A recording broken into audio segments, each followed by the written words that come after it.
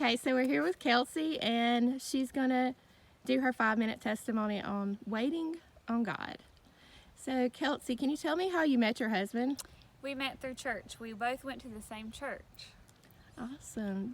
How did you know that Monty was the one that God had for you? Well, honestly, it seems like a very passive answer, but when you know, you just know.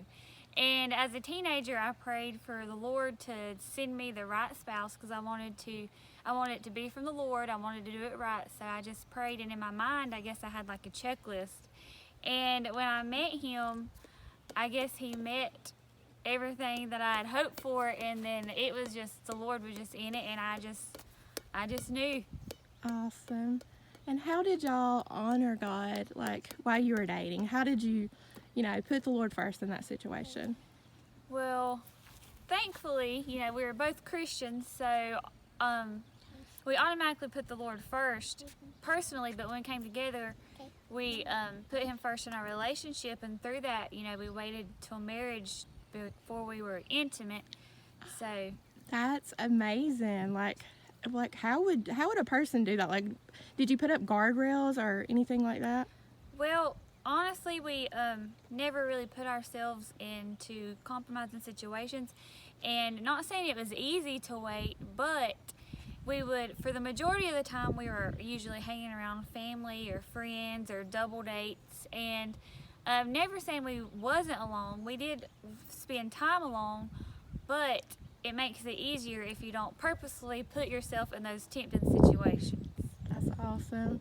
So how has the Lord blessed y'all since you came together and you married the one that God had for you? Well, he blessed us with 3 kids together.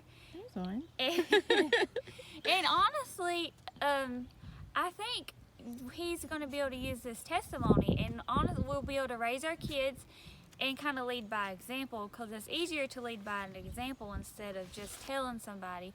And I think we may be able to reach, young people searching for a spouse, and not even young people, like whatever age, that you can wait on the Lord to send you the right spouse, and you can wait until you're married and do things right.